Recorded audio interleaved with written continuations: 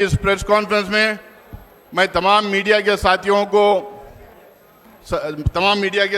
का स्वागत करता हूं। आज की इस प्रेस कॉन्फ्रेंस बहुत ही फोकस्ड प्रेस कॉन्फ्रेंस है। आप तमाम लोगों को पता है कि कुछ दिनों से देश में एक मुद्दे को लेकर विपक्ष काफी आवाज उठाई है, सड़कों पे भी, संसद में भी। उसमें कई सवाल उठे हैं, कई डेटा आप लोगों के सामने रखा गया है। खासकर राहुल गांधी जी जो प्रेस कॉन्फ्रेंस किए थे, उसमें उन्होंने किस तरह से हमारे वोटर्स लिस्ट में डिस्क्रिपेंसीज हैं, एनोमलीज हैं, किस तरह से उसमें घपला किया गया है, ये तमाम चीजों को आपके सामने रखा था।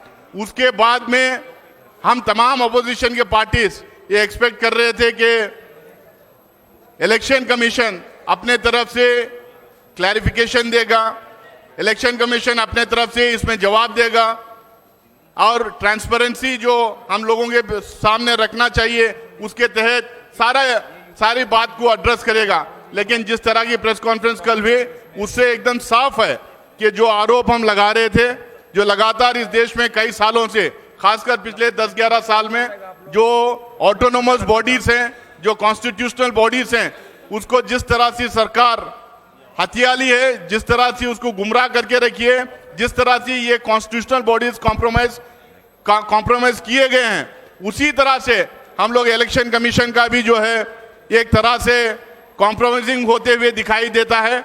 कल की खासकर जो प्रेस कॉन्फ्रेंस थी, उसको लेके अपोजिशन पार्टीज उसको पॉइंट बाय पॉइंट रिबटल करना चाहते हैं, उसका जवाब देना चाहते हैं। जो मुद्दा हम लगातार लोकसभा राज्यसभा में उठाते आए हैं, उसको लेके कुछ सवाल हमारे जो मन में हैं और जो जवाब हम चाहते थे उसका भी जो जवाब हमको नहीं मिला, उन चीजों को लेके आज हमारे अपोजिशन पार्टीज के कुछ रिप्रेजेंटेटिव्स को यहाँ हम लोगों ने बुलाया है।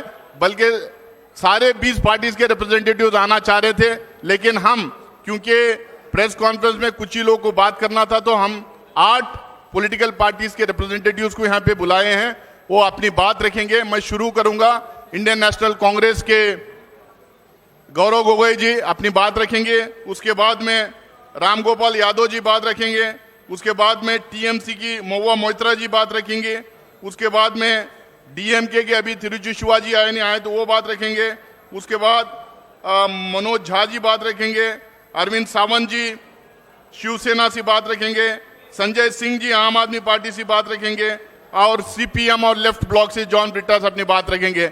मैं तमाम लोगों को अपनी तरफ से और तमाम लोगों की तरफ से इस प्रेस कॉन्फ्रेंस में उनका भी स्वागत करते हुए मैं गौरव गोगोई जी को मैं रिक्वेस्ट करूंगा कि वो अपनी बात रखें।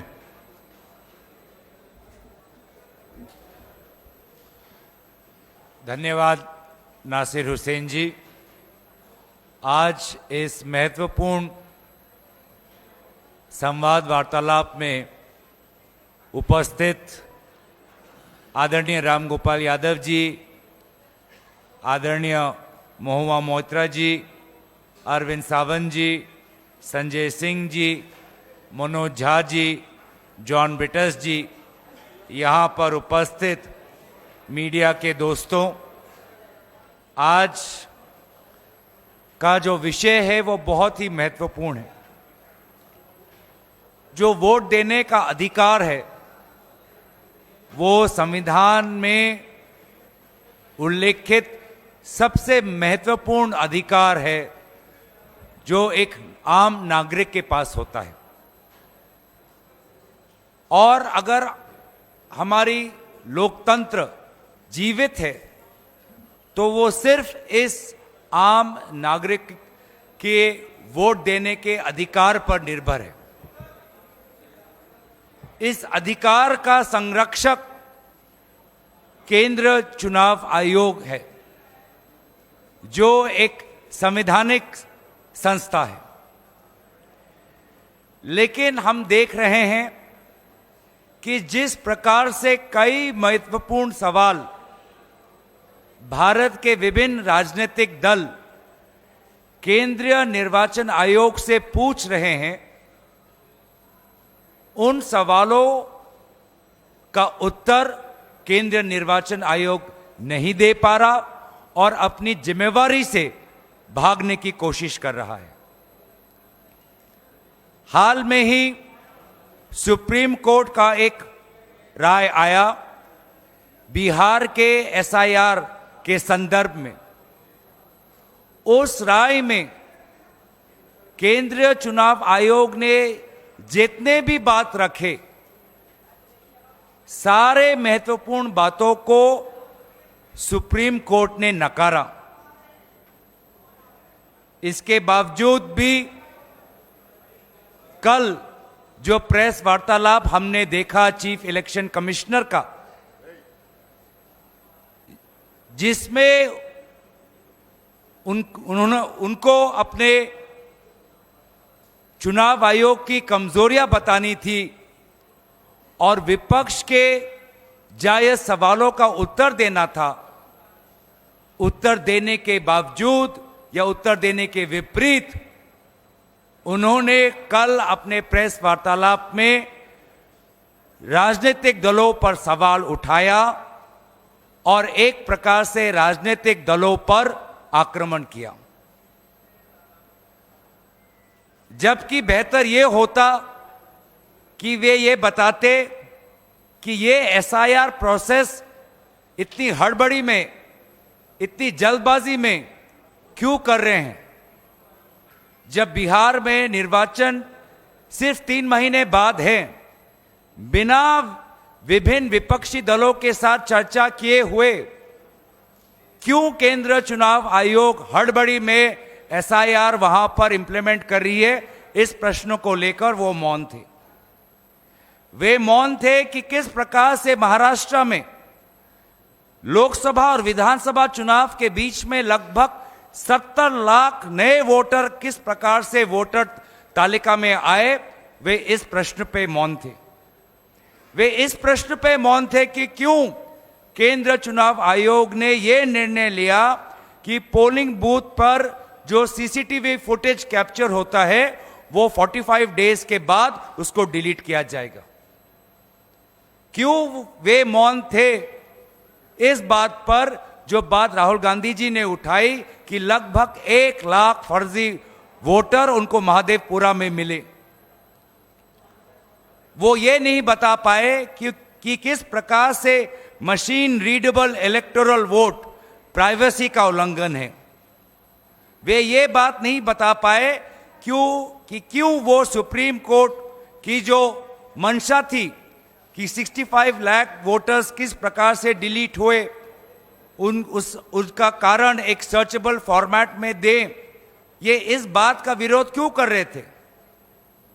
क्यों आखिर वे आधार एक वोटर आइडेंटिटी के प्रमाण के खिलाफ थे? पहले तो उन्होंने एक प्रेस नोट के द्वारा बहुत से सवालों का उत्तर देने की कोशिश की। जब उस प्रेस नोट को पूरी तरीके से देश ने नकारा तो कल उन्होंने प्रेस वार्तालाप की। लेकिन प्रेस वार्तालाप में जो उनकी संवैधानिक कर्तव्य है कि एक निष्पक्ष चुनाव हो, फ्री एंड फेयर इलेक्शन हो, उन्होंने पूरी तरीके से अपने इस जिम्मेवारी को नकारा। और इसीलिए साफ साफ जाहिर होता है कि अब चुनाव आयोग ऐसे अफसरों अफसरों के कमान में हैं जो निष्पक्ष नहीं, साफ साफ एक पक्ष लेते हैं। और इसीलिए ऐसे अफसर कोई भी इंक्वायरी या जांच के खिलाफ हैं। वोटर फ्रॉड में अगर कोई इंक्वायरी हो उसके खिलाफ है। और इसीलिए उनको लगता है कि बड़ी बड़ी बातों करके वो राजनीतिक दलों को डराएंगे। हम बस उन्हें इतना ही कहना चाहते हैं कि अफसर आएंगे, अफसर जाएंगे, लेकिन जैसे हमारे आदरणीय खड़गे जी ने कहा आज सुबह, सदन हमेशा रहेगा। सदन उनके कार्यवाही की गवाही आने वाले दिनों में देगा। उन सभी की कार्यों पर हमारे सदन में उपस्थित सांसद, विभिन्न राजनीतिक दल हम नजर रखेंगे और आने वाले समय में उचित कदम लेंगे। मैं ये बातें कहकर अपने वाणी को विराम देता हूं और दरखास्त करता हूं कि आदरणीय राम गोपाल यादव जी अपनी बात आपके समक्ष रखेंगे। आदरणीय राम गोपाल यादव जी।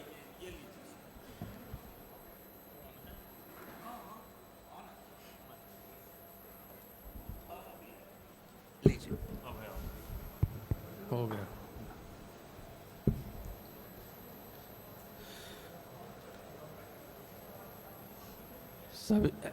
सभी विपक्षी दल के नेताओं और पत्रकार बंधुओं को नमस्कार। आप लोगों ने कल इलेक्शन कमीशन ऑफ इंडिया की प्रेस कॉन्फ्रेंस को अटेंड भी किया है, देखा है और सारे देश ने सुना है।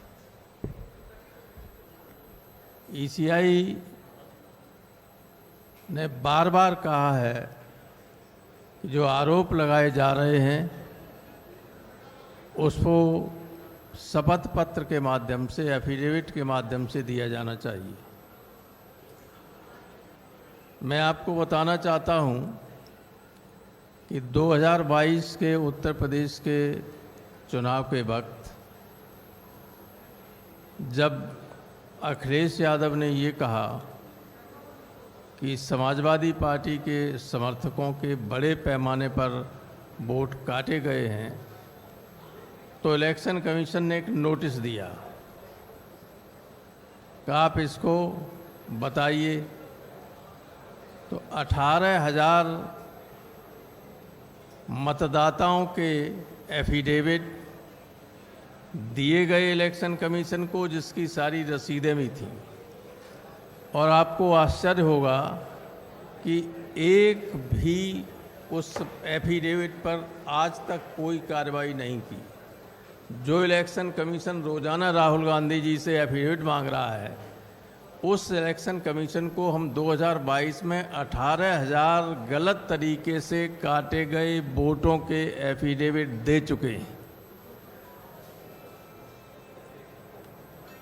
इस तरह के एफिडेविट हैं, उसकी सब रसीदें हैं और कोई कार्रवाई नहीं हुई। दूसरे, जब उपचुनाव हुआ 2024 में उत्तर प्रदेश में, तो जो विधानसभा थी कुंदर की या अन्य, उसमें इन्होंने बीएलओज को चेंज कर दिया। कुंदर की में जो बनी हुई पहले की लिस्ट थी, उसमें से सारे यादव और मुसलमानों को 100% हटाकर दूसरे लोगों को रखा गया।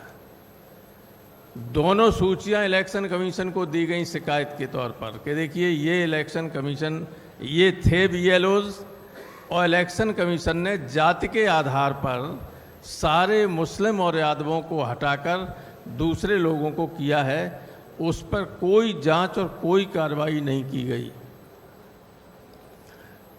इसी तरीके से जब मैनपुरी में उपचुनाव हो रहा था, तब हमने लिख के दिया कि सिर्फ एक बिरादरी के ही सारे एसडीएम्स, सारे सीओज और सारे एसएचओज मैनपुरी में पोस्ट किए गए थे।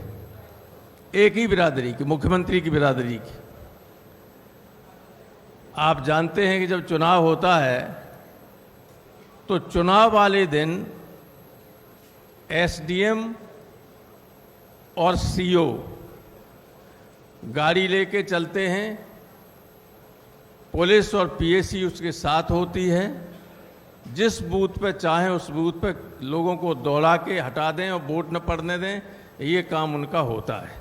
बजाय इसके कि ये देखें कि वोट सही तरीके से पड़ रहे हैं, कोई अव्यवस्था तो नहीं हो रही है, और वो भी उनका अधिकार नहीं होता है। वोट को चेक करने का अधिकार केवल प्रिसाइडिंग ऑफिसर, पोलिंग ऑफिसर्स को होता है। लेकिन ये सब आपाधापी करने के लिए इस तरह की व्यवस्थाएं की गई, जिसकी लिखित शिकायत हुई और किसी के खिलाफ कोई कार्रवाई नहीं की गई।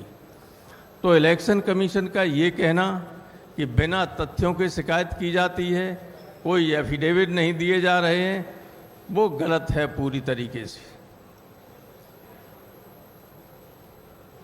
इससे सब लोगों को अपनी अपनी बात, दिल्ली में बहुत बड़ा घपला हुआ, संजय सिंह जी बताएंगे आपको। और हमारे यहाँ तो अभी से फिर वोट काटने की प्रक्रिया शुरू हो गई उत्तर प्रदेश में, अभी से पूरे उत्तर प्रदेश में ट्रांसफ़र की लिस्ट आप देखिएगा। अगर ठीक जगह पर कुछ हमारे जो ये समझते हैं कि ये समाजवादी पार्टी के समर्थक लोग हो सकते हैं अधिकारी, उन सब को साइड लाइन करके दूसरे तरह के अधिकारियों को पोस्ट किया जा रहा है। और यही चुनाव के वक्त रहेंगे आगे चल के 27 में। तो ये सारी गड़बड़ियाँ कैलकुलेटेड वे में होती हैं और इलेक्शन कमीशन पूरी तरह से नज़रअंदाज करता है हमारी शिकायतों को। ये हमारी शिकायत इलेक्शन कमीशन से है, जबकि भारतीय संविधान के आर्टिकल 326 में ये लिखा है कि जिस व्यक्ति ने 18 वर्ष या उससे ज़्यादा की उम्र प्राप्त कर ली है उसका वोट रजिस्टर होगा। अगर उसका वोट रजिस्टर नहीं है तो उल्टी तरफ से पढ़ें तो इसका क्या अर्थ होगा? एनआरसी लागू हो गई। कोई भी दरोगा ये कह दे कि भाई संजय सिंह का वोट नहीं है, इनका वोट नहीं है, तो वोट नहीं है माने ये नागरिक नहीं है देश के। ये बहुत ही गंभीर स्थिति है। इस गवर्नमेंट का मंशा और इलेक्शन कमीशन का मंशा आर्टिकल 326 के इंटरप्रिटेशन पर देखिए कि बहुत ही गलत है। ये देश के लिए हानिकारक है। गंभीर चिंता की बात है सारे देश के नागरिकों के लिए। जिनका वोट नहीं होगा उनसे सरकारी अधिकारी कोई भी ये कह सकता है कि तुम तो इस देश के नागरिक नहीं हो। तो ये स्थिति है और इसको आप लोगों के माध्यम से मैं चाहता हूं कि देश की जनता को जागृत कीजिए। आप भी केवल सत्ताधारी दल की बात मत सुनिए, विपक्ष की भी बात सुनिए। यही देश को बनाने का काम करेंगे। बहुत धन्यवाद। बहुत बहुत शुक्रिया राम गोपाल यादव जी। जब से राहुल गांधी जी ने खुलासा किया है, अलग अलग देश के हिस्सों से अलग अलग कहानियां सामने आ रहे हैं, अलग अलग तरह से इलेक्टोरल फ्रॉड किया गया है। मैं अब मधु को करूंगा, महुआ मोइत्रा जी से, जो टीएमसी से हैं और वेस्ट बंगाल से सांसद हैं। Good afternoon, everyone. Thank you very much, all the members of the press, for being here. I'm here as a representative of the All India Trinamool Congress, and I'd first like to begin by saying that on 27th February 2025, the Honorable Chief Minister of West Bengal and Chairperson of our party, Srimati Mamata Banerjee, was the first person to raise the issue of the duplicate EPIC voter cards. And we first met with the Election Commission on the 6th of March. We wrote them a letter. Since then, we have written them 5 letters, submitted a memorandum. The deadline for solving the issue of the duplicate EPIC cards by their own admission was the 7th of June. The deadline has since passed. Second, what I come to now, the reason why we are all here is this absolutely shameful and I would say display of puppetry by the Chief Election Commissioner yesterday at the press conference. The job of this Election Commission, which is the constitutional body with a constitutional mandate, is not to attack the opposition. Mr. Commissioner, sir, I would urge that you leave that to your political masters. I'm going to go very quickly, one by one, through some of the points that he raised and rebut them so we can all see how ludicrous some of these claims were. Number one, the special summary revision, the SSR, concluded in Bihar in January 2025 and continuous revision was done till June. That was the list that had been signed off by the Election Commission. Yesterday you tell us that out of 65 lakh deletions, 22 lakh were dead people who were not recorded. So what are you trying to tell us? That all the previous lists and the list on which the Lok Sabha elections 2024 were done were fraudulent, were incorrect? If that is indeed the case, then all of your election commissioners, your entire election commission, current and previous years, should be prosecuted, and this current Lok Sabha, which is based on fraudulent election lists, should be dissolved immediately. because the credibility of the people's mandate and the legitimacy of this government is at stake. That's the first thing. The second thing, the election commissioner is going on asking the opposition for affidavits. What is an affidavit? Please understand, you can do a suo motu inquiry when someone raises an objection if your intentions are bona fide. We are only pointing out flaws in your own documents. Are you asking us to authenticate your own documents by an affidavit? These are your documents that have flaws by your own admission. You yourself said that 22 lakh people were there and they were not put on record, so that is a flaw. Can you, Mr. Chief Election Commissioner, put on affidavit that this list of 65 lakh deletions are correct? If this list is correct, then you cannot put on affidavit that the list with the 22 lakh deaths which are not put on record, all previous lists are incorrect. Either it is one or it is the other. You are asking us to authenticate your documents while you are publicly saying that they are wrong from previous years. The third thing, yesterday the list of 65 lakh voters has been published with reasons. Can I remind everyone that the Election Commission fought tooth and nail every step along the way. I was among the first petitioners on behalf of the All India Trinamool Congress against the Bihar SIR revision along with ADR. Every step of the way, the Election Commission said, we will not give you these names, we will not give you reasons for deletion, we will not accept Aadhaar cards, and we have no statutory obligation to do so. Today you are doing it because the Supreme Court has asked you to do it. Even then you are lying. I use this unparliamentary word lying because that is actually the truth. You come out and you say that there is a Supreme Court judgment which says it cannot be machine readable. Can I tell you that the 2018 Justice Sikri's judgment, Kamal Nath versus Election Commission of India, paragraph 24, I have the judgment here, only says, however, it is not necessary to go into this aspect. It does not say that machine readable will violate the privacy of an individual. That is completely incorrect. The next point, you say that there are 65 lakh people which have deleted. You have shrunk the Bihar list from 7.9 lakh voters, so 7.24. But you refuse to answer any question as to how many of those people have submitted documents or not. You refuse to answer. In the list of 7.24, if 20 to 30% are unable to provide documents, that means you will delete another 2 crore people tomorrow. Is that the situation? The next one. How is it possible that dead people are in the draft list and living people are on the deleted list? How can a dead person be on a draft list? It can only happen because the BLOs were signing the form themselves. This is the only reason, because BLOs were signing the form themselves.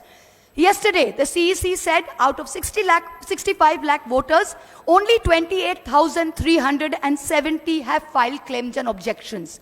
You mean to tell me only 0.4% of those deleted have filed claims and objections? Does that figure of 0.4% not tell you how ridiculous and how riddled with faults this entire exercise is?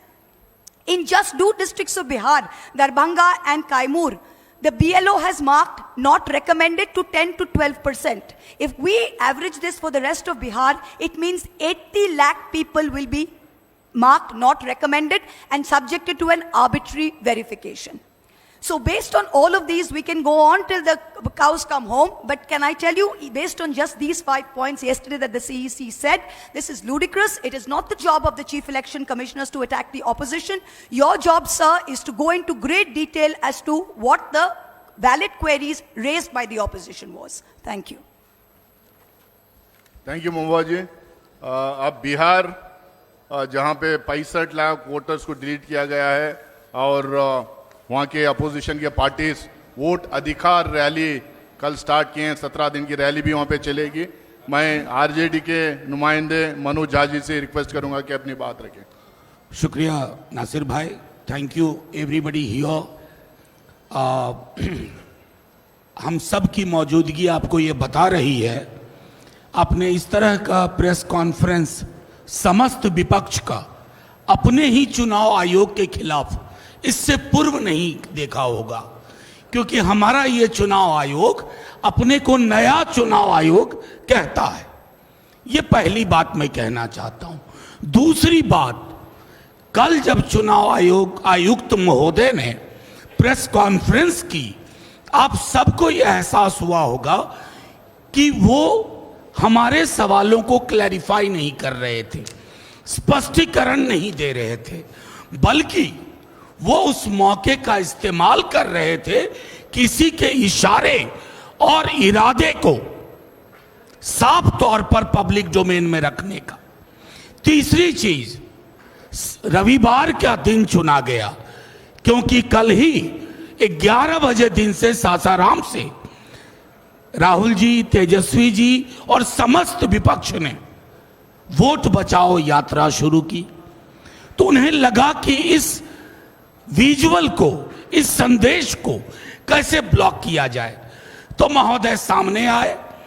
मैं एक एक पत्रकारों के सवाल को मैंने सुना है, एक भी पत्रकार के सवाल का जवाब नहीं मिला, बल्कि उनके चेहरे की खींच बता रही थी कि उनके पास जवाब नहीं है। मैं कम से कम आप लोग बधाई के पात्र हैं कि आप लोगों को मिसलीडिंग का तमगा नहीं मिला। नहीं तो अब तक चुनाव आयोग हर आपत्ति, हर शिकायत के बदले ये कहता था मिसलीडिंग। हमने कुछ लोग माननीय सर्वोच्च न्यायालय में उपस्थित किए, जो जिंदा लोग हैं, जिनके साथ राहुल जी ने चाय भी पी। अब उसके लिए अगर कोई सरकाज़म में लिखे तो लिख सकता है a great T with ghost, भूतों के साथ चाय एक शाम। और कोई फर्क नहीं पड़ता है चुनाव आयोग को, क्योंकि चुनाव आयोग नकार रहा था। जैसा महुआ ने कहा, हमारे पूर्व के तमाम साथियों ने कहा, जो चीजें आपको सर्वोच्च न्यायालय के बाद करनी पड़ रही हैं, अभी भी कितनी पारदर्शिता है हमें डाउट है। हम तो आपके पास सबसे पहले गए थे, चुनाव आयोग के पास गए थे, हमने दरखास्त की थी। आज कहना नहीं चाहता आपका व्यवहार क्या था। आप में से अधिकांश लोगों के साथ बाइट में हमने बाहर कहा कि मीटिंग सौहार्दपूर्ण नहीं थी, आप सुनना नहीं चाह रहे थे। आपको किसी ने कह दिया था यह फैसला लो, चाहे इससे कितनों भी फासला हो लोकतंत्र का। वो तो भला हो कि पिटिशनर पहुंचे सर्वोच्च न्यायालय आपके नकारने के बाद, और तीसरे हियरिंग में माननीय सर्वोच्च न्यायालय ने एक दिशा दी। 2 बार पहले भी आपसे कहा आधार को इंक्लूजन के लिए, चूंकि उसका सैचुरेशन 86-87% है बिहार में, आप इस्तेमाल करो। आपने नहीं किया। अब संभवतः आप करेंगे। मैं संभवतः इसलिए कह रहा हूं क्योंकि हम ग्राउंड रिपोर्ट का इंतजार कर रहे हैं, एक एक ग्राउंड रिपोर्ट का। ये हठधर्मिता, ये अहंकार हमने चुनाव आयोग के पर्सोना में नहीं देखा था। हमारी आपत्तियां, चाहे राहुल जी हों, तेजस्वी जी हों, अखिलेश जी हों, या मंच पे बैठे कोई लोग हों, दिल्ली का मामला हो, महाराष्ट्र का हो, हरियाणा का हो, हमारी शिकायत इसी किताब की ताकत से आती है। ये भारत का संविधान है। कल माननीय मुख्य चुनाव आयुक्त कह रहे थे कि हमसे सवाल पूछ रहे हैं, संविधान पे सवाल उठा रहे हैं। महोदय, आप संविधान के पर्यायवाची नहीं है, आप जन्मे हैं संविधान से। ये तो आप मोदी जी की तरह बोल रहे हैं कि उनकी आलोचना राष्ट्र की आलोचना है। मोदी जी राष्ट्र के पर्याय नहीं है। सरकार हो, संसद हो, न्यायालय हो, पॉलिटिकल पार्टीज हो, हम इस किताब की ताकत से पैदा हुए हैं। और इस किताब की आड़ लेकर के आप इसकी धज्जियां मत उड़ाइए। मैं तमाम अपने साथियों के माध्यम से एक ही बात कहूंगा, this book is for protection, safeguard, it can not be A shield for your defiance of constitutional propriety and morality. That is what you are doing. आपने कल एक आखिरी चीज कहूंगा, एक स्तर पर उनके अंदर राजीव जी आ गए थे, पुराने वाले, शाराना अंदाज में बोला क्या होता है, पक्ष विपक्ष नहीं, सब समकक्ष हैं। ये कहना आसान है, दिखना बड़ा मुश्किल है। कल हम अपने मुख्य चुनाव आयुक्त को ढूंढ रहे थे, वो तो मिले नहीं। बीजेपी का एक नया प्रवक्ता और मिल गया। शुक्रिया। बहुत बहुत शुक्रिया Manoj Jha ji. Now I'd like to request Tiruchi Shivaji, leader of DMK party in Rajya Sabha. Good evening to all. We have all assembled here to discuss or to convey to you a very important thing.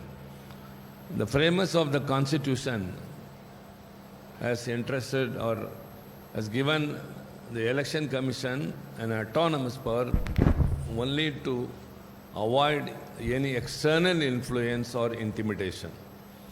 Because it is the duty of the Election Commission to ensure fair and free elections. The core thread of democracy is that the common man has to exercise his franchise to elect the government of his intention, of his wish. Whereas now the Election Commission itself is under the scanner. We have to just think about the interview of the CEC, instead of giving clarification, has raised many questions. First of all, the CEC has not given any clarification or any comment about the recent August 14th Supreme Court direction that it should publish all the 65 lakhs voters and their details and why they were deleted. No reason for that has so far been given. And our next apprehension or concern is that why the CEC must be in a hasty manner carry out the SIR in Bihar elections. 65 lakh voters is not something very easy to consider. And it is estimated even much more, around 1 crore they say, but they say it is 65 lakh. We want to discuss it on the floor of the parliament because the parliament is the highest forum where we can debate anything. Even the constitutional authorities could be debated under various rules, and there are rules, and we are trying for it, whereas the government is not prepared. Here arises many questions which has to be answered and which is left to your thinking why the ruling party is not coming forward for a debate in the parliament on SIR. And our other question is, how can there be so many deletions of eligible voters when house-to-house enumeration has been undertaken? Number two, why the enrollment of new voters is abnormally low when these young voters have been enumerated? Has any database been compiled to show how many youngsters who turned 18 on the qualifying data were included? No transparency in that, and the CEC is not coming forward. So also the procedure for inquiry and 2 appeals along with their timelines as contemplated under the registration of election rules 1960 may include a huge number of voters in the forthcoming elections in Bihar. Is the ECI going to address the issue? And will the ECE take these practical difficulties into account while conducting SIR in other states? Because it has started in Bihar, it will spread across the nation. And we are very much concerned that the opposition voters will be deliberately removed by showing reasons, and whereas the CEC is not even has not even come forward to clarify or give an explanation to the Supreme Court's direction why it has not been obliged. So the CEC's interview, the Parliament is not working for all these days, not because we want to stalemate the proceedings. We want to be a party for the smooth functioning, whereas our genuine demand to have a debate in the debating forum is not allowed. And now that the yesterday's interview of the CEC, we expected that it would clarify all our doubts, but nothing has come out. So it has raised many questions again and again, and DMK has already given a memorandum to the Election Commission requesting that they have to remove the deceased voters. Have they done so, or will they do so? All these questions are there. And as far as we, the opposition parties, are concerned, we will resort to all legal remedy as well as the parliamentary apparatus to solve this issue. So this appeal to you all through you we tell the people that the issue we have taken up is not about individual political parties. It is about the common man in this country whose last right is to exercise his power during the elections. Whether he is rich or poor, educated or uneducated, he has a vote in his hand and he can elect a government. Whereas his voter itself, writing itself is deprived, means where is democracy? Democracy is in peril, and CEC, which has to come to the rescue of the common man's vote, now itself is under the scan. So we will resort to these means, and we have got our own responsibility. Kindly people should understand that the non-functioning of the parliament is not because of the opposition parties, it is only because of the ruling party which has not come, which is not coming forward for a debate. Thank you very much. Thank you Tiruchi Singh ji. Bihar की कहानी आप लोगों ने सुना, जहां 65 lakh vote delete किए गए, targeted deletion हुआ था। अब एक महाराष्ट्र की कहानी ये है कि जहां पे 65-70 लाख वोट फेक वोटर्स को ऐड किया गया था। वहां के सांसद हैं श्री अरविंद सावंत जी, शिवसेना पार्टी को बिलोंग करते हैं, वो अपनी बात रखेंगे। नमस्कार। सारे विपक्षीय आदरणीय नेतागण, उपस्थित पत्रकार भाइयों बहनों, पहली बात है, इससे सबसे ज्यादा अगर क्षति किसी को पहुंची है तो हमें पहुंची है। शिवसेना उद्धव बालासाहेब ठाकरे पार्टी को सबसे ज्यादा क्षति पहुंची। Whimsical behaviour of the CEC, मैंने विम्सिकल कहा, विक्षिप्त है। कल की उनकी पत्रकार परिषद ऐसे लग रही थी कि मानो वो भारतीय जनता पार्टी के प्रवक्ता बनकर पत्रकार परिषद ले रहे हैं। कल उन्होंने जो बयान दिए, हमने 70 लाख की बात अभी सभी लोगों ने की, हमने उस पर बार बार मांग की। लोकसभा के चुनाव में हमारी महाविकास आघाड़ी बहुत यशस्वी रही, सबसे ज्यादा सांसद चुनकर आए, और विधानसभा 5 महीने के बाद में 5 बजे के बाद 46 लाख से ज्यादा लोग वोट करते हैं, तो उसके बारे में हमने सीसीटीवी की मांग की। तो कल भी हमारे मुख्य चुनाव आयुक्त जी ने कहा कि हम ये नहीं दे पा रहे हैं क्योंकि महिलाओं की गोपनीयता और सुरक्षितता की बात आती है। अरे भैया, ये क्यों, वही कौन सा तरीका है? चुनाव वोटिंग के लिए महिलाएं हो, पुरुष हो, सब लाइन में खड़े हैं ना, कतार में, उसमें कौन सी गोपनीयता आती है? ये जो उन्होंने जवाब दिया, उस पर आप समझना चाहिए कि चुनाव आयोग किस तरह से बर्ताव कर रहा है और किस तरह से भारतीय जनता पार्टी को डिपेंड कर रहा है। अब रही बात क्षति की बात, कहता हूं तो इसके बाद में ये 70 लाख वोट जो दादा मिले, आज तक उन्होंने उसका जवाब दिया नहीं है। हम बार बार उनसे मांग करते हैं मीटिंग की, मेरे पास अभी प्रूफ है। हाल ही में हमने उनसे मांग की तो हमें बताया 5 तारीख, 7 तारीख, 12 तारीख, 14 तारीख, 26 तारीख, अगस्त की इतनी तारीख है, उसमें से आपको कौन सी सुविधा है बताओ। हमारे पार्टी के सचिव है अनिल देसाई जी ने, उन्होंने कहा 12 अगस्त को हमें चाहिए, तो कहा नहीं, 12 तारीख का शेड्यूल फाइनल हुआ है। 12 तारीख को किसको मिले? जिनको इन्होंने हमारा चुनाव चिन्ह और हमारा नाम भी पार्टी का दे दिया। उस वक्त भी कल उन्होंने एक बयान दिया, हम पक्ष विपक्ष नहीं देखते। नहीं देखते हो, फिर सिर्फ विधायक कर गए करके पार्टी का नाम कैसे दे दिया? फिर आपने हमसे, उन्होंने जब हमने कहा कि हमारे मेंबरान इतने हैं, 40 लाख फॉर्म भर दिए, फिर हमने ऑफिशियल जो हमारे पदाधिकारी गए उनके फॉर्म भर दिए, उन्होंने कहा फॉर्म नहीं चाहिए, एफिडेविट चाहिए। हमने एफिडेविट दे दिए, सामने वाले एफिडेविट भी नहीं दे पाए थे, उसका जिक्र ही नहीं किया, हमारा नाम और चुनाव चिन्ह दिया। अब पक्ष विपक्ष नहीं देखते हो, फिर क्या देखते हो?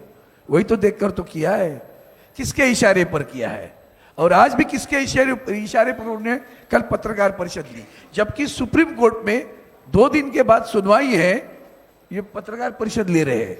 इससे आप समझ सकते हो कि देश के संविधान को ठेस है। देश के अभी हमारे मनोज जारी हमारे किताब बताई, हमारे संविधान बताया, जिस संविधान ने हमें वोट का हक दिया है वही छीनने की बात है। हमारे यहाँ तो ऐसे ही, मतलब शिरडी के एक मतदाताओं की वीडियो क्लिपिंग दे दी, और वीडियो क्लिपिंग में एक लड़की वोटिंग करके आई थी, उसे पूछा आपका नाम क्या है, उन्होंने अपना नाम बताया, बोला आप कहाँ से हो, तो अन्य राज्य में थे। यहाँ कैसे हूँ? मैं कॉलेज में पढ़ती हूँ। कौन से कॉलेज में पढ़ती हूँ? नाम नहीं बताने आया। गई निकल के, ये वीडियो क्लिपिंग ही दे दी इलेक्शन कमीशन को। देखो कैसे चुनाव में कैसे गलत वोटिंग हो रही है, कैसे झूठे नाम है, कैसे बोगस नाम है।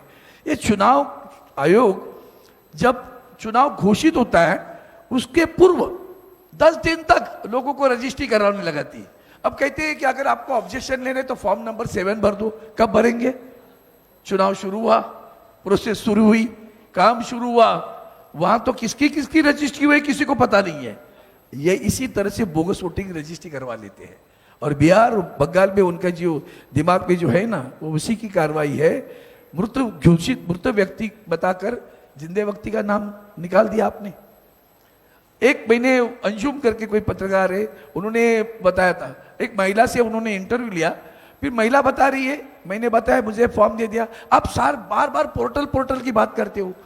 गंवार लोग है भैया, मोबाइल नहीं है हाथ में, तुम्हारा नेटवर्क नहीं मिलता, कहां से पोर्टल पे जाके ढूंढे कि मेरा नाम आया कि नहीं आया। उस महिला अनपढ़ महिला से पूछते तुम्हारी माँ का बर्थ सर्टिफिकेट दे दो ना। अभी माँ का बर्थ, मेरी माँ का भी बर्थ सर्टिफिकेट मुझे नहीं मिलेगा। यह तरीका है चुनाव आयोग का। पक्ष विपक्ष नहीं देखते हो, आप पक्ष को ही देख के काम करते हो। और इसलिए हम सभी लोग इकट्ठे आकर एसआईआर पर जो मांग कर रहे थे, उस मांग को लेकर सरकार आगे कदम नहीं उठा रही है।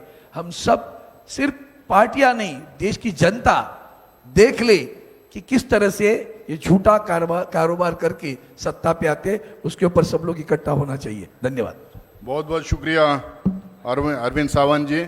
Now I would like to request John Brittas, member Rajya Sabha, who is representing CPIM and the left bloc. My dear friends, an imperfect voters list compromises the fairness and integrity of democratic discourse. We, the opposition parties, the entire spectrum, from left to TMC, from AAP to Congress, firmly believe that the CEC has forfeited his right to be in that constitutional position. And he has virtually declared war on the opposition parties by his press conference. I will remind him about the press conference done by one of his predecessors, Mr. T.N. Seshan, wherein he had said that I am not part of the Indian government. I am part of the structure of the Indian nation. That was the profound statement done by none other than T.N. Seshan. From the beginning, the government had an ulterior motive to make election commission the B team of the government. That was the reason why in 2023, the government brought in a law to circumvent the judgment of the 5-member constitutional bench of the Supreme Court. But I would say that yesterday's press conference of Mr. Ganesh Kumar, he was not speaking everything false or falsehood. One of the golden statement of Ganesh Kumar yesterday was that the country is full of homeless people and orphans. That's why you have zeros in the place of addresses and A, B, C, D, E, F, G in the name of the parents. So he has actually belittled the Prime Minister who claims that there are no homeless people in this country. But according to the Election Commission, there are crores of people who are sleeping on the streets. And we feel that the Election Commission is biased, selective, and unfair. Anurag Thakur, according to him, is part of the Election Commission associate. When the journalist asks a question, why are you not responding to the statement made by Anurag Thakur? The response was that my response is graded. Doesn't mean that he's upgrading the status of Anurag Thakur from a politician's status to the constitutional body status. And isn't the fact that Anurag Thakur also had invaded into the privacy of the individuals. He talked about one lady, Maimuna, having 3 votes in Kerala, whereas the so-called Maimuna were 3 individuals in 3 polling booths. So we feel that there is a design, diabolic game to make the voters list adulterate from Kerala to Kashmir. In Kerala, the lone seat the BJP has won has been managed by unfair, fraudulent means. Suppose the BJP decides they don't have a chance in other constituencies. They will bring all their sympathizers to one constituencies and they will concentrate in that seat and they will win. So this has created a situation wherein we have no other option but to ensure that a protest is there so that the constitutional body adheres to the rules of the business. Thank you very much. ये हिंदी में बोलना है नहीं वो ये संजय जी ये Thank you, John Britas ji. Now I would like to request Sanjay Singh Saab from Aam Aadmi Party to address the media. सभी विपक्षी दलों के महत्वपूर्ण नेताओं ने अपनी बात आपके समक्ष रखी। कल चुनाव आयुक्त ज्ञानेश कुमार जी की बात को सुन के लगा कि उनका नाम दरअसल अज्ञानेश कुमार होना चाहिए। अज्ञानता की बातें की उन्होंने।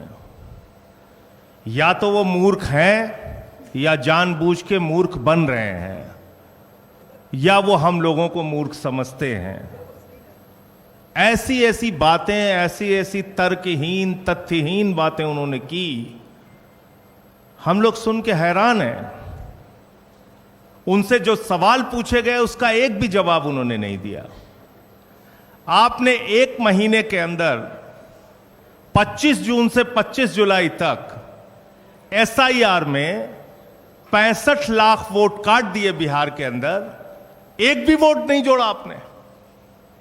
आपने 65 लाख वोट काट दिए। आप कह रहे हैं आप SIR कर रहे हैं, स्पेशल इंटेंसिव रिवीजन, और उस रिवीजन में आपको एक भी आदमी पूरे बिहार में वोट जोड़ने लायक नहीं मिला। ये कैसा SIR है आपका? आपने कहा 22 लाख लोग मर गए, उनके नाम काट दिए हमने। आप उस बिहार में 1 महीने के अंदर सारा प्रमाण पत्र चाहते हैं जहां का बड़ा क्षेत्र बाढ़ में पीड़ित रहता है। आप उनसे कह रहे हैं अपना निवास प्रमाण पत्र लेके आओ, अपने माताजी का निवास प्रमाण पत्र लेके आओ, अपने पिताजी का निवास प्रमाण पत्र लेके आओ, पूरे घर का आप प्रमाण पत्र लेके आओ। कहां से लाएगा आदमी? और इसके अलावा ऐसी ऐसी गड़बड़ियां सामने आ रही हैं। आपका BLO खुद से फॉर्म साइन करके जमा कर रहा है, उसकी वीडियो सामने आई। क्या कार्रवाई की आपने? अमेरिका के राष्ट्रपति ट्रंप का वोट बिहार में बन गया, क्या कार्रवाई की आपने? कुत्ते का निवास प्रमाण पत्र बिहार में बन गया, क्या किया आपने? क्या किया आपने? आप बेवकूफ समझते हैं इस देश के लोगों को। खुलेआम आपने SIR के जरिए घपला घोटाला किया, मरे हुए लोगों को जिंदा कर दिया, जिंदा लोगों को मार दिया। लेकिन मेरी चिंता इससे थोड़ा अलग है और वो गंभीर चिंता है। भारतीय जनता पार्टी, नरेंद्र मोदी जी की पार्टी कहती है इस देश में उन्हीं लोगों के वोट कट रहे हैं जो घुसपैठिया हैं, घुसपैठिया हैं, जो बांग्लादेशी हैं।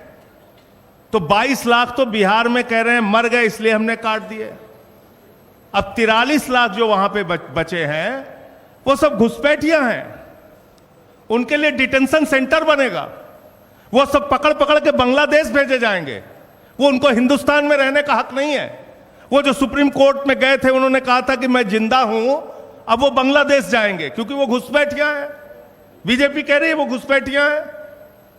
एक IAS अधिकारी हैं व्यास साहब, व्यास साहब रिटायर्ड IAS अधिकारी हैं, पति पत्नी दोनों के नाम काट दिए गए। अब वो घुसपैठिया हैं, वो डिटेंशन सेंटर में रहेंगे, वो बांग्लादेश जाएंगे। आप देश को आपने तमाशा बना रखा है। आप कह रहे हैं चुनाव आयोग को वोट चोर कहना संविधान के खिलाफ है, वोट चोरी करना संविधान के मुताबिक है। वाह भैया, वोट चोर कहना संविधान के खिलाफ है, वोट चोरी करना संविधान के मुताबिक है, वोटर लिस्ट में भ्रष्टाचार करना संविधान के मुताबिक है। आप कहते हैं शिकायत नहीं की गई आपको। मैं दिल्ली का उदाहरण बताता हूं। दिल्ली में केंद्रीय मंत्रियों के घर पे 33 वोट बने, 25 वोट बने, 22 वोट बने, सांसदों के घर में 15 वोट बने। मैं खुद केजरीवाल जी के नेतृत्व में जाके शिकायत हमने लिखित रूप से दे के आए थे हम लोग। कोई कार्रवाई आपने नहीं किया। आपने नई दिल्ली विधानसभा क्षेत्र में 42,000 वोट काट दिए, 42,000 वोट चुनाव शुरू होने से पहले। 14 विधानसभाओं में भारतीय जनता पार्टी के कार्यकर्ताओं ने हजारों वोट कटवाने की एप्लीकेशन दी। ये सारी लिखित शिकायत, मिल के शिकायत, अनुरोध करके शिकायत, बार बार कह के शिकायत हम लोगों ने चुनाव आयोग में जाके की। आज तक कोई कार्रवाई आपने नहीं किया। समाजवादी पार्टी के रामगोपाल जी ने बताया, उन्होंने एफिडेविट पर शिकायत किया। महाराष्ट्र के अरविंद सावंत भाई ने बताया, और तमाम लोग, बंगाल में ममता जी ने बताया कि कैसे आपने फ्रॉड किया वहां पे। लेकिन आप कोई कार्रवाई नहीं करते। फिर कह रहे हैं कल की प्रेस कॉन्फ्रेंस से ज्यादा तो मुझे हंसी परसों का उनका चिट्ठी देख के आई। उनका जो लेटर आया सामने, उसका पॉइंट नंबर 7 में पढ़ रहा था। कहने लगे साहब गड़बड़ी हुई है, लेकिन राजनीतिक दलों ने हमें नहीं बताया कि गड़बड़ी हुई है।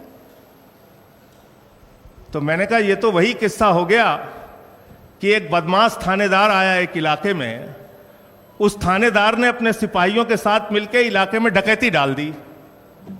डकैती डाल दी तो फिर वो थानेदार पकड़ा गया। थानेदार जब पकड़ा गया तो थानेदार ने कहा कि साहब इस इलाके के लोगों ने बताया ही नहीं कि डकैती डालना गलत बात है, चोरी करना गलत बात है।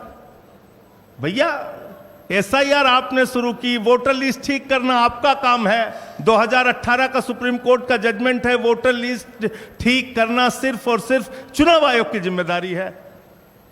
आप विपक्षी दलों को धमका रहे हैं, कह रहे हैं कि ये संविधान के खिलाफ बोल रहे हैं। हम लोग संविधान बचाने की लड़ाई लड़ रहे हैं। मताधिकार एक ऐसा अधिकार है जो बाबा साहब डॉक्टर भीमराव अंबेडकर जी ने भारत के संविधान में दिया और कहा कि राष्ट्रपति के वोट की गिनती भी एक होगी और गांव में रहने वाले मजदूर के भी वोट की गिनती एक होगी। हम इसकी लड़ाई लड़ रहे हैं, हम इसके लिए काम कर रहे हैं। और ये वोटर लिस्ट की गड़बड़ी जानबूझ के आप कर रहे हैं। इसमें आपने कल अपने आप को एक्सपोज किया पूरे देश के सामने। आप कह रहे हैं महिलाओं की प्राइवेसी भंग हो जाती है। वोटर लिस्ट की जब वोट देने के लिए लाइनें लगी होती हैं महिलाओं की, मैंने तो महुआ जी से कहा कि इस बार जब वोट देने के लिए जाना तो किसी मीडिया वाले को अपनी वीडियो मत बनाने देना, क्योंकि आपकी प्राइवेसी भंग हो जाएगी उससे।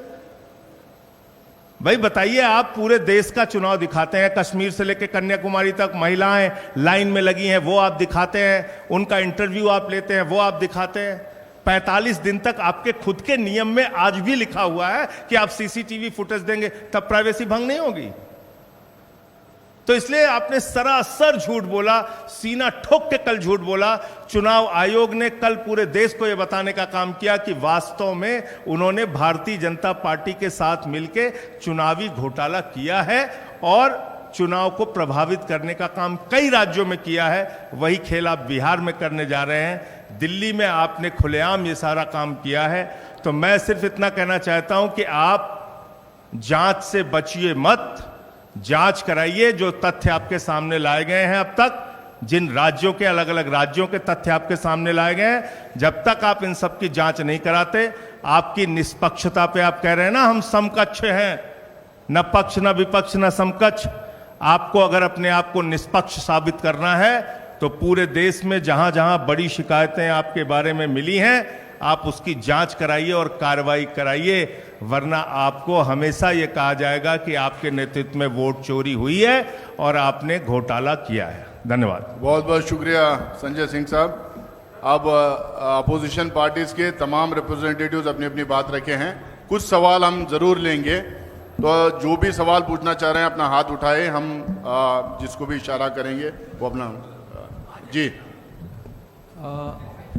काफ़ी चर्चा चल रही है कि election commission, since everyone is saying कि इलेक्शन कमीशन बायस्ड है, it is acting as a spokesperson of the BJP, तो इस पे भी आज सुबह चर्चा हुई कुछ अपोजिशन पार्टीज में कि चीफ इलेक्शन कमिश्नर के खिलाफ इम्पीचमेंट मोशन लाया जाए, तो उस पे कुछ खुलासा करेंगे कि are you serious about moving this?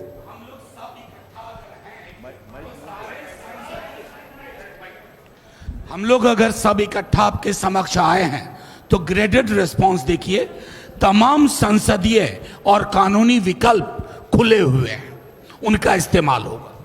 देखिए, इस पर चर्चा हुई है, काफी सहमति बनी और उचित समय पर उचित निर्णय लिया जाएगा। जी मैडम। सर माइक अच्छा सर, ठीक है, पूछिए आप।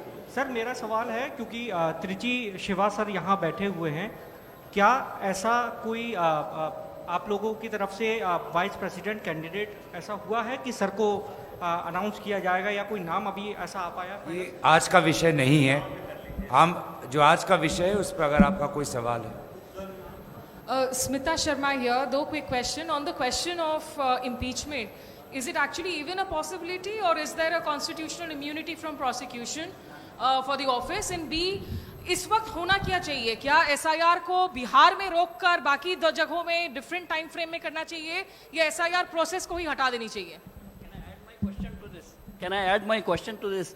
क्या इलेक्शन कमीशन की स्वतंत्र निष्पक्ष चुनाव कराने पर आपका विश्वास अभी भी कायम है?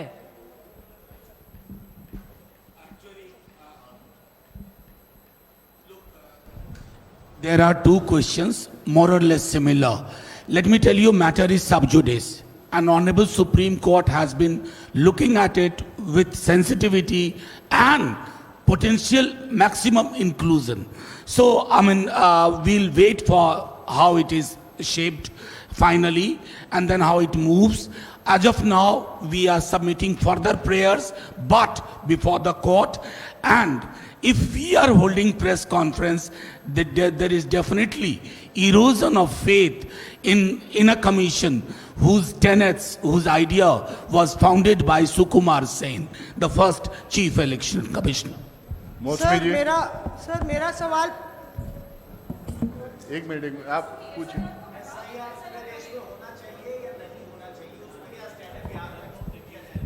भैया, जैसे SIR ये करा रहे हैं, ये तो मजाक है ना अपने आप में। ये तो वोट काटो की योजना है कि हमें टारगेट करके वोट काटना। ये SIR थोड़ी है। 1 महीने के अंदर आप पूरा प्रमाण पत्र मांग रहे हैं, बाढ़ प्रभावित क्षेत्रों की भौगोलिक स्थितियों को नजरअंदाज कर रहे हैं, लोग कैसे अपने सर्टिफिकेट्स देंगे, कैसे अपने कागज देंगे, उसको आप मान नहीं रहे हैं, आधार आप मान नहीं। ये तो वोट काटो योजना है ना, ये SIR कहाँ है? इसलिए हम इसका पूरी तरीके से विरोध करते हैं। ये इस प्रकार से SIR तो कतई चल ही नहीं सकता है।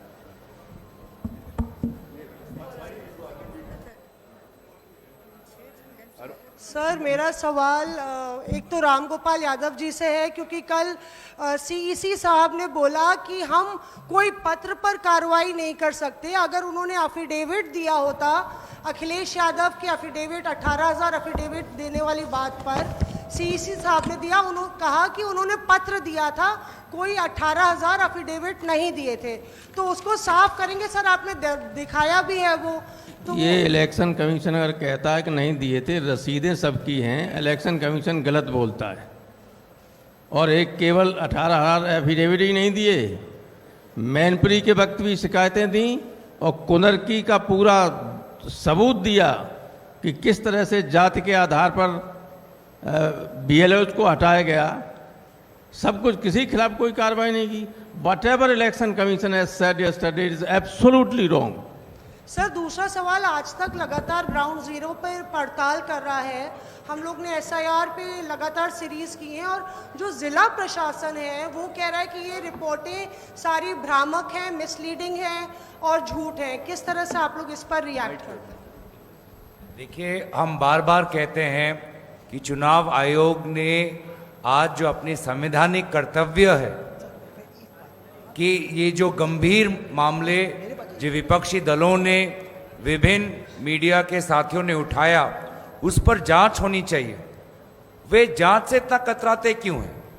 जांच से क्यों इतना भागते हैं? आखिर हम अपने हक के नहीं, हम जनादेश के हक में, जनता के हक में, लोकतंत्र के हक में हम अपनी बात उठा रहे हैं। आपका भी जो चैनल है वो कोई राजनीतिक चैनल तो नहीं है। तो ये बार बार जो ये जांच से कतरा रहे हैं, स्पष्ट सवाल का स्पष्ट उत्तर नहीं दे रहे हैं, घुमा फिरा के बातें करते हैं प्रेस वार्तालाप में, प्रेस नोट के द्वारा। मुझे लगता है कि चुनाव आयोग ही आज चुनाव आयोग का शत्रु बन चुका है। चुनाव आयोग का कर्तव्य है कि आज के समय में वो अपनी विश्वसनीयता को बढ़ाए, लेकिन आज मुख्य चुनाव आयोग जो चीफ इलेक्शन कमिश्नर है वो ही सबसे बड़े चुनाव आयोग के शत्रु बन गए। सर, एसआईआर पर सुप्रीम कोर्ट ने आदेश दिया कि जो वोटर्स के नाम काटे गए हैं उनका नाम और कारण सार्वजनिक किया जाए। तो क्या विपक्षी पार्टियों को नहीं लगता है कि सुप्रीम कोर्ट का जो आदेश है उसके इम्प्लीमेंटेशन का वेट कर लेना चाहिए? पहला। दूसरा कि क्या जो आदेश दिया था उन्होंने, इस रामगोपाल जी ने कहा कि हम पहले भी जो है वो एफिडेविट देते रहे हैं चुनाव आयोग में, तो जब चुनाव आयोग एफिडेविट मांग रहा है तो देने में बुराई क्या है? आप कहते हैं कि डाटा आपका नहीं है, लेकिन डाटा तो वहीं से आया है सर। तो एफिडेविट पहले भी पार्टियां देती रही हैं, तो अब देने में क्या इशू है?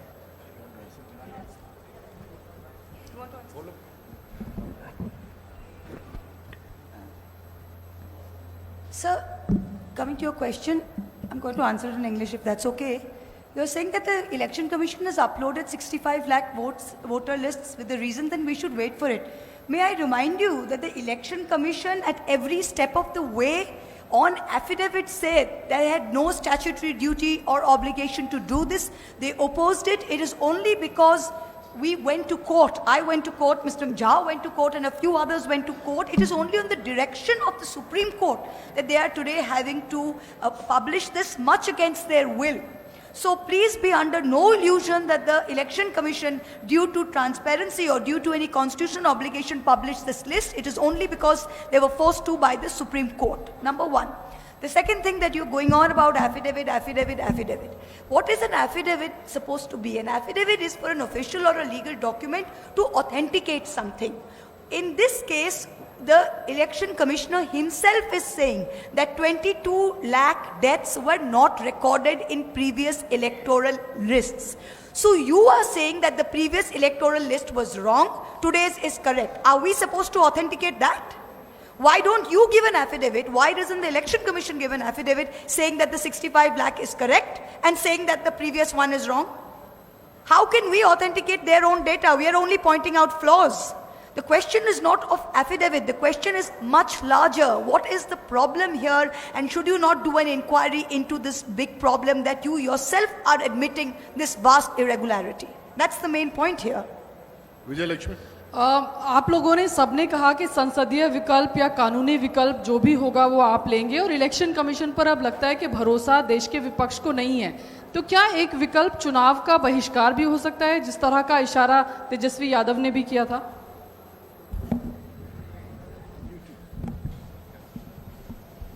देखिए, उस अतिरेक तक मत ले जाइए।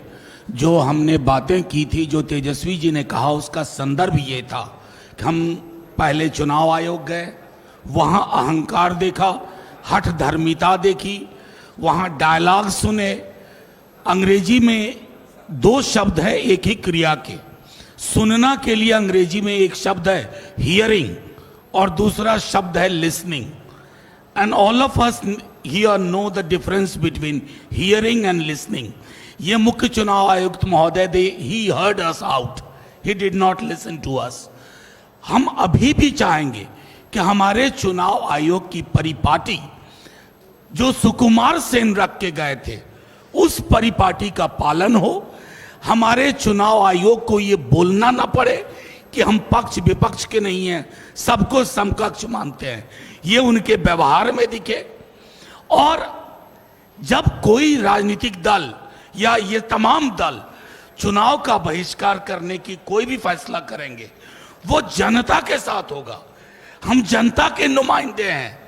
अगर उनका फैसला होगा कि ये चुनाव आयोग भरोसे के लायक नहीं है, तो जनता का फैसला सर आंखों पर। लेकिन अभी भी मेरा मानना है माननीय सर्वोच्च न्यायालय इंटरवीन करेगा और चुनाव आयोग को भी समझ में आएगा there is another day that is called the next day, और उस दिन के लिए अपनी छवि प्रबंधन, छवि को बेहतर बनाए, वो उम्मीद रहेगी।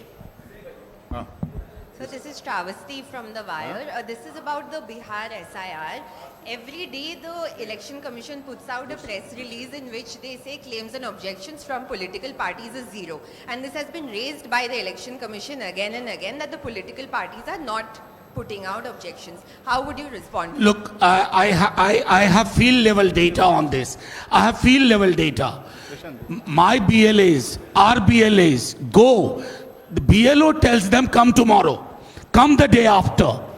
Just to they tried cooking up this data for the Honorable Supreme Court, but the Honorable Supreme Court looked beyond it, looked beneath it, and they understood the entire game. Recently, one of your story, and Mosmi was here. Her story has been labeled as misleading. That's a kind of denial to what is happening. But Honorable Court is looking at everything with sensitivity. Thank you. मेरा सवाल गौरव जी से है। गौरव जी, कल मुख्य चुनाव आयुक्त ने जिस लहजे में ये बात कही कि पहले भी कहता रहा चुनाव आयोग कि राहुल गांधी को, हालांकि नाम नहीं लिया, कि उनको या तो शपथ पत्र देना पड़ेगा या माफ़ी मांगनी ही होगी, तीसरा कोई विकल्प नहीं है। इसको आप कैसे देखते हैं? देखिए, क्या उस लहजे में उन्होंने अनुराग ठाकुर जी से पूछा था क्या उस लहजे में क्या उन्होंने विभिन्न जो चैनल्स हैं, विभिन्न जो पत्रकार हैं, जो संवाद समाज है, जो अपने ही तहकीकात से ये सारी जानकारी निकाल रही है कि किस प्रकार से पूरा काम फर्जी हो रहा है, क्या उसी लहजे में उनसे सवाल पूछा? तो लहजे में ही हमको पता चल गया है कि जैसे कि हमारे साथियों ने कहा कि एक संवैधानिक पद पर बैठे हुए एक जिम्मेदार अफसर की बात हम नहीं सुन रहे थे। शायद कोई बीजेपी के प्रवक्ता की आत्मा उनके शरीर में आ गई थी और उसकी आवाज़ को हम सुन रहे थे। गौरव जी एक सवाल और है। गौरव जी, ये जिस तरीके से चुनाव आयोग बार बार कह रहे हैं कि हम संविधान ये कहता है कि भारत का नागरिक ही वोट दे, लेकिन वो ये भी कहते हैं कि हम ये तय करेंगे कि भारत का नागरिक वो हो, क्या आपको लगता है कि अप्रत्यक्ष तौर पर चुनाव आयोग जो है वो नागरिकता तय करने का काम कर रहा है या सीए एनआरसी लाने की कोशिश कर रहा है, उस एक जो थिन लाइन है उसको पार करने की कोशिश बार बार कर रहा है? एक्चुअली ये भी मामला बहस के अधीन है और चुनाव आयोग ने, माननीय सर्वोच्च न्यायालय ने अपने शब्दों में एक बात कह दी थी कि ये संवैधानिक प्रावधान है, लेकिन जिस तरह से आप सोचते हैं इसको अंग्रेजी में डोमेन ट्रेसपासिंग कहते हैं। Thank you so much. देखिए, एक सवाल बार बार आ रहा था कि एसआईआर हम चाहते हैं या नहीं चाहते हैं। हम चाहते हैं चर्चा, हम चाहते हैं बहस। हिंदुस्तान में अगर कोई सबसे बड़ा फोरम अगर है जहाँ पे चर्चा हो सकता है तो वो पार्लियामेंट है। तमाम अपोजिशन पार्टीज लगातार ये पूरे सेशन में चर्चा की मांग कर रहे हैं। वहाँ पे तय होगा कि एसआईआर होना नहीं होना, कौन करेंगे नहीं करेंगे, आगे क्या होना चाहिए, सब वहाँ चर्चा होती है। तो हमारी मांग है कि एसआईआर के ऊपर एक विस्तार से चर्चा दोनों हाउसेस में होना और वहाँ पे बहस के बाद डिसीजन होगा क्या होना नहीं होना। और जहाँ तक सीईसी के डराने धमकाने की बात है, हम वोट के अधिकार की मांग कर रहे हैं, उसकी रक्षा के लिए किसी भी हद तक जा सकते हैं। बहुत बहुत धन्यवाद। और तमाम मीडिया के दोस्तों के लिए रिफ्रेशमेंट अरेंज किया गया है, प्लीज चाय पानी लेके जाइए।